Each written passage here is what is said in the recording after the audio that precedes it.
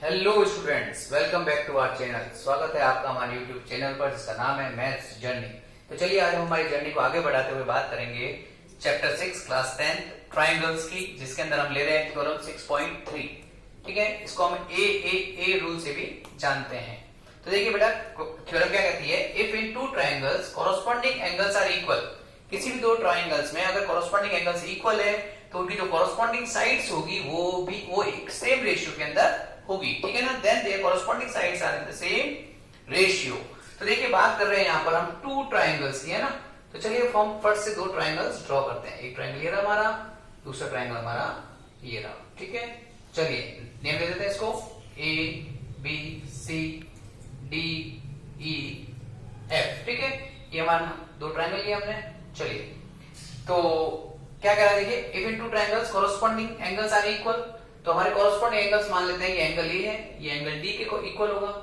Angle B का corresponding angle E लेते हैं, और एंगल सी जो है इसका कॉरस्पॉन्डिंग एंगल एफ लेते हैं। ठीक है, तो हमको गिवन है, तो चलिए सबसे पहले हम लिख देते हैं गिवन। आराम से समझिएगा, ठीक है ना, बहुत अच्छे से समझेंगे आपको। चलिए तो गिवन, तो देखिए सबसे पहले गिवन क्या हमको कि एंगल ए जो है हमारा वो इक्वल है एंगल डी के, एंगल बी इक्वल है एंगल ई के, और एंगल सी जो है वो इक्वल है एंगल एफ के। ठीक है बेटा, ये हमको गिवन है। Angle A equal angle D, angle B equal angle E, angle C angle F, ये कॉरस्पॉन्डिंग एंगल्स। ठीक है, corresponding angles equal are equal. ठीक है, चलिए तो हमको प्रूव क्या करना है, corresponding sides are in the same ratio. तो चलिए हम यहाँ पर हमारा प्रूफ भी लिख देते हैं। तो कॉरस्पॉन्डिंग साइड्स क्या होगी, देखिए A B by D, B C by E F, A C by D F. ठीक है, तो लिखते हैं इसे, प्रूव करना है हमको A B by D equal B C by E F और A C by D F. ठीक है, इतना समझ में आया आपको। ये हमारा गिवन है, ये हमारा प्रूव है। अब इसमें एक छोटा सा हमको कंस्ट्रक्शन करना पड़ेगा। ठीक है ना, कंस्ट्रक्शन। देखिए तो कंस्ट्रक्शन क्या करना है हमको, ये जो साइड है ए बी, है ना, इस लेंथ के बराबर हमको यहां से यहां पर एक कट करना है। ठीक है, तो ये जो ए बी है ना, इस डिस्टेंस के बराबर हम यहां से यहां पर एक पॉइंट कट करते हैं। इसको नाम दे दिया हमने एम। क्या नाम दिया हमने, एम। और जो AC है इसके बराबर हम यहां से इस साइड पे एक पॉइंट और कट करेंगे, इसको हमने नाम दिया N। तो हम लिखेंगे यहां पर कट, क्या कट किया हमने, देखिए DM इक्वल होगा किसके, AB के, और DN है ना, DN इक्वल होगा AC के। क्या DM, ठीक है ना, AB के इक्वल हो गया, और DN इक्वल हो गया AC के। और हम ज्वाइन करेंगे MN को। किसको ज्वाइन कर देंगे, MN को, है ना। इसको हमने यहां से इसको ज्वाइन किया। ठीक है, इतना समझ में आया आपको, ये हमने इसको ज्वाइन किया। चलिए यहां तक क्लियर हुआ। दो ट्राइंगल दे रखे थे हमको, उनके कॉरस्पॉन्डिंग एंगल्स इक्वल है। हमने क्या किया, जितना ए बी है यहां से हमने यहाँ पर एक कट किया है, यहां से इसके बराबर हमने यहाँ पे एन कट किया, और सिंपल से एम एन को हमने ज्वाइन किया। ठीक है, उम्मीद करता हूं यहां तक आपको समझ में आ रहा होगा। ठीक है, चलिए अब हम स्टार्ट करेंगे हमारा प्रूफ। क्या प्रूफ लेंगे अब हम। ठीक है, तो देखो बेटा, सबसे पहले प्रूफ करने से पहले हम थोड़ा सा इसको समझते हैं। तो देखिए ये जो ट्राइंगल है ए बी सी और DMN है ना, ABC और DMN। तो इसके अंदर देखिए ये वाली साइड किसके इक्वल ली हमने, इसके इक्वल ली सर। ठीक है, AC हमने इसके इक्वल ली, और एंगल A और एंगल D हमको गिवन है कि ये इक्वल है ना। तो हम यहाँ पर कॉन्ग्रुएंसी रूल लग रहा है ना, आपने 9th क्लास के अंदर कॉन्ग्रुएंसी रूल पढ़ रखा है। तो साइड एंगल साइड, है ना, हम साइड एंगल साइड से कह सकते हैं कि ये ट्राइंगल और ये ट्राइंगल कैसा होगा, कॉन्ग्रुएंट होगा। चलिए इतना लिखते हैं हम, इन जो भी शब्द है वही लिखेंगे। In triangle ABC and triangle DMN। ठीक है, क्या क्या देखिए, सबसे पहले एंगल A जो है वो इक्वल है एंगल D के, एंगल डी के, ये हमको गिवन है। गिवन है ना, देखिए। चलो और क्या दे रखा है हमको, एबी। एबी किसके इक्वल है बेटा, एबी है डीएम के इक्वल, और एसी है ना, एसी। एसी किसके इक्वल है, डीएन के इक्वल है सर, डीएन। और यहां हम क्या लिखेंगे, बाय कंस्ट्रक्शन, है ना। इसको बाय कंस्ट्रक्शन से कह सकते हैं कि ए बी इक्वल है डीएम के, ये, और ए सी इक्वल है डीएम के। इतनी चीज क्लियर हुई। तो अब यहां पर देखिए दो साइड और एक एंगल आ गया ना, तो साइड एंगल साइड लगा सकते हैं हम, ठीक है। तो हम यहां लिखेंगे by side angle side congruency rule, क्या लिखेंगे, triangle A B C equal, और कॉन्करेंट होगा ट्रायंगल डीएमएन के, डीएमएन के। क्लियर हुआ यहां तक। अब देखिए अगर ये ट्रायंगल और ये ट्रायंगल कॉन्करेंट है तो क्या एंगल बी इस एंगल एम के बराबर होगा, क्यों होगा, सीपीसी सर, है ना, corresponding part of congruent triangles, पढ़ा है ना हमने 9th क्लास में। तो हम यहां पे लिख देंगे देयरफॉर एंगल बी, ये ना एंगल बी इक्वल होगा, किसके इक्वल होगा, डीएमएन के, एंगल डीएमएन के, ठीक है। और एंगल सी किसके इक्वल होगा, वो इक्वल होगा सर डीएनएम के, तो वो इक्वल होगा एंगल डीएनएम के, एन के। और इसके लिए हम कंडीशन रूल क्या है, सॉरी प्रूफ क्या, ये क्यों लिख रहे हैं हम दोनों इक्वल क्यों है, क्योंकि बाय सीपीसीटी, बाय सीपीसीटी, ठीक है, corresponding part of congruent triangles. इतनी चीज क्लियर हुई बेटा। देखिए ए बी सी और डी एम एन दो ट्रायंगल लिया हमने, ठीक है। हमने इसको कॉन्ग्रुएंट प्रूव कर दिया साइड एंगल साइड से। तो अगर ये दोनों कॉन्ग्रुएंट हुए तो इसका ये ट्रायंगल इसका ये एंगल इस एंगल के इक्वल होगा, सीपीसीटी, और angle C angle D and M के इक्वल होगा, सीपीसीटी, ठीक है। यहां तक क्लियर हुआ। चलिए आप इसे नोट कीजिए। चलो अब देखते हैं, हमने ये प्रूव कर दिया कि ये एंगल इसके इक्वल है और ये वाला एंगल इस एंगल के इक्वल है ना।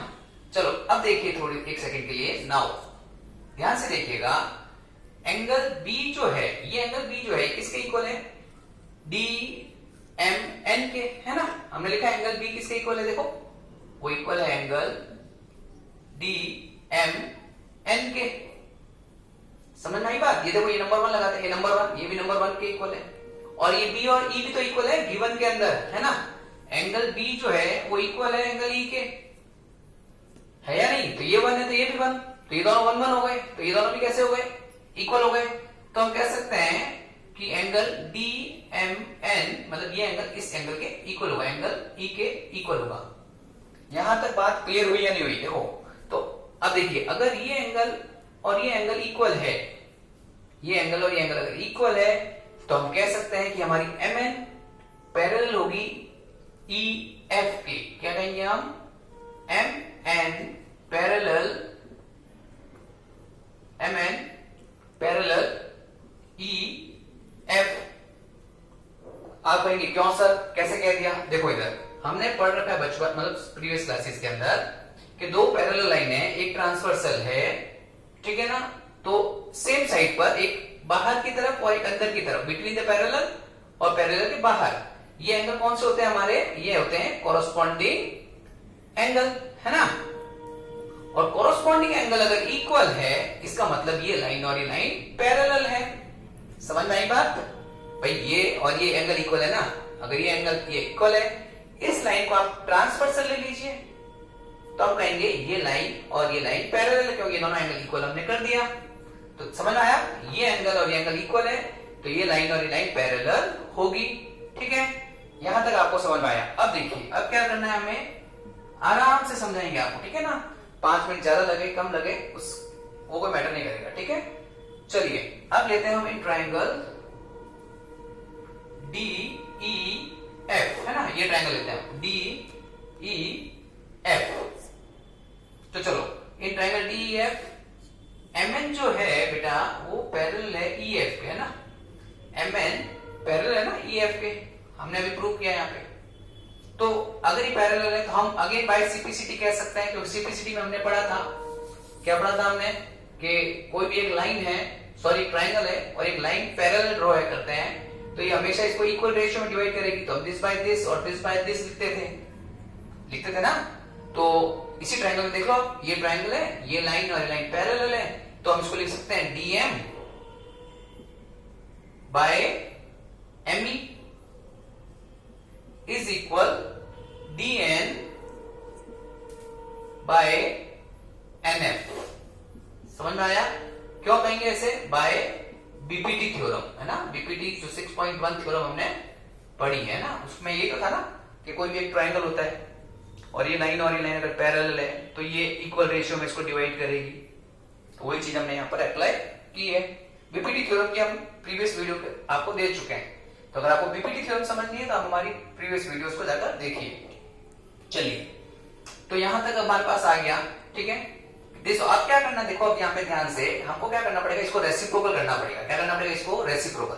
तो चलो इसको रेसिप्रोकल करते हैं। तो क्या हो जाएगा, ये ME ऊपर आएगा और DM नीचे आएगा इज इक्वल NF ऊपर आएगा और नीचे आएगा DN, है ना। दोनों को हमने रेसिप्रोकल किया। अब दोनों साइड 1 को ऐड करना पड़ेगा, एडिंग 1 ऑन बोथ साइड, ठीक है। चलिए 1 ऐड करते हैं। ME बाय DM, इधर भी हमने +1 किया, और NF बाय DN, इधर भी हम +1 करेंगे। सिंपल सा, यहाँ पे बाय में 1 1 होगा, ठीक है। तो एलसीएम लेंगे, क्या आएगा देखिए, DM आएगा।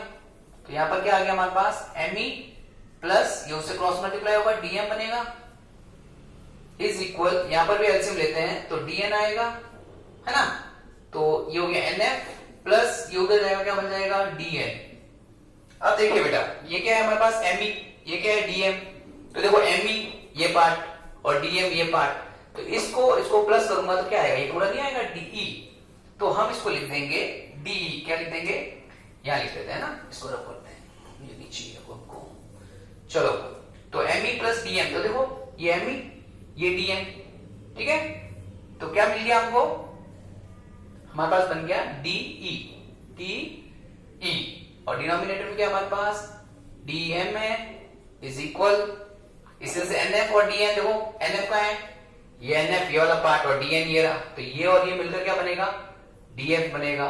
तो DF बाय डिनोमिनेटर में क्या है यहाँ पर, DN है। यहां तक समझ में आया आपको, ठीक है। अब देखिए, हमने स्टार्टिंग में कंस्ट्रक्शन किया था ना, तो हमने क्या किया था, इसके इक्वल ये आर्क कट किया था। तो हमारा जो ये DM है, DM वो किसके इक्वल था, AB के। तो हम DM को AB लिख सकते हैं, है ना, लिख सकते हैं सर। तो चलिए यहाँ इस DM को हम AB लिख देंगे। तो क्या मिलेगा देखिए, DE by AB is equal, इसी तरह से हम DN को क्या लिख सकते हैं, AC, DN को क्या लिख सकते हैं, AC। तो DF बाय AC, ठीक है। अब हमें क्या करना है, फिर से इसको थोड़ा रेसिप्रोकल कर दीजिए, वापस से इसको हम क्या करेंगे, बाय रेसिप्रोकल, है ना। रेसिप्रोकल करेंगे क्या मिलेगा देखिए हमको, AB ऊपर आएगा बाय DE नीचे आया, है ना, इक्वल, या AC ऊपर आया बाय DF। इसको आप फर्स्ट नाम दे देंगे। यहां तक क्लियर हुआ, ठीक है। चलिए, तो देखिए अब हमारे पास क्या आ गया, AB बाय DE। अब यहां पे ध्यान से देखें, तो हमारे पास क्या आ गया, AB बाय DE और AC बाय DF। तो हमको प्रूफ क्या करना था स्टार्टिंग में, मालूम है ना, हमको प्रूफ करना था AB by DE is equal AC by DF equal BC, है ना, बाय EF। ये चीज हमको प्रूव करनी थी। तो अगर इसको ध्यान से देखें तो यहां तक तो हम पहुंच चुके हैं ना, ये दोनों हम इक्वल प्रूव कर चुके हैं। देखो A B by D is equal to A C by D F, है ना। तो यहां तक हमारा प्रूफ हो गया है। अब बात रहेगी B C by E F की। तो देखो बेटा, अब इसको प्रूव करने के लिए हम क्या करेंगे, वापस इतना सारा नहीं करेंगे, हम सिमिलरली यूज करेंगे। क्या यूज करेंगे, सिमिलरली, ठीक है ना। तो अभी तक हमने क्या समझा इसके अंदर, देखना थोड़ा 2 मिनट लगेंगे, सुनना ध्यान से। अभी हमने क्या देखा है, सिंपल सा, ये एक ट्राइंगल था, ये एक और ट्राइंगल था, ठीक है। ये लाइन, सॉरी, हमने यहां पर एक लाइन पैरेलल ड्रॉ की है ना, इसको नाम देते हैं अगर ए बी सी, ये हमारे पास है डी ई और एफ। क्या सीखा हमने वो बता रहे हैं आपको शॉर्ट में, ठीक है ना। और यहाँ था एम और ये था हमारे पास एन। तो अभी तक हमने क्या देखा कि जब हम इतना सारा लाइन पूरी रामायण गाएगी तो हमारे पास क्या आया, दिस बाय दिस और दिस बाय दिस, ठीक है ना। चलो अभी हम ये भी तो कर सकते थे कि ये था और ये ट्रायंगल था हमारे पास, ये ए बी सी है और ये डी ई एफ है ना। अभी मैंने क्या किया, इसके पैरेलल यहां पैरेलल लाइन ड्रॉ की थी, मैं इस लाइन को ड्रॉ नहीं करके अगर मैं इस लाइन को ड्रॉ कर देता, कर सकता था ना। सोचो भाई, मैंने इसका आर्क काटा था ना यहाँ पे, तो सिंपल था, मैं इसके इक्वल यहाँ पे आर्क काटता, इसके इक्वल यहाँ पे आर्क काटता, इसको ज्वाइन कर लेता, तो मेरे पास क्या आता, तो मेरे पास आता, सिंपल है ना। तो मेरे पास क्या आ जाता, देखिए, दिस बाय दिस क्या आता, ए बी बाय डीई, ठीक है। और क्या आता सर, और आता B C by E F equal आता मेरे पास B C by E F. ये चीज क्लियर हुई, समझ में आई मैं क्या समझाया मैंने यहाँ पर अभी आपको, ठीक है ना। सिमिलरली, क्यों इतना सारा वापस लिखेंगे तो डबल टाइम वेस्ट हो जाएगा, तो हम सिमिलरली को यूज करेंगे। तो हमने लिख दिया A B by D is equal to B C by E F. चलो अब इसको हम यहां से हटाते हैं, इसकी जरूरत नहीं है हमको, ठीक है। चलिए, ये हमारे पास हो गई हमारे इक्वेशन नंबर 2। ये हमारी फर्स्ट इक्वेशन थी, ये हमारी सेकंड इक्वेशन थी, ठीक है। तो ध्यान से देखिएगा, फ्रॉम फर्स्ट एंड सेकंड, तो फर्स्ट क्या है, A B by DE is equal to B C by E F, है ना। और ये जो है ए बी बाय डीई, ये तो इधर भी तो है ए बी बाय डीई, तो ये इसके इक्वल भी तो है। तो मैं इसके अंदर एक और इक्वल लगा के यहां लिख देता हूं ए सी बाय डी एफ। क्या फर्क पड़ेगा, लिख सकते हैं ना। तो देखिए, हमारे पास आ चुका हमारा जो भी हमको प्रूव करना था, A B by D is equal to A C by D F is equal to B C by E F. तो यदि किसी भी दो ट्राइंगल्स के एंगल्स, कॉरस्पॉन्डिंग एंगल्स अगर इक्वल होंगे तो उनके कॉरस्पॉन्डिंग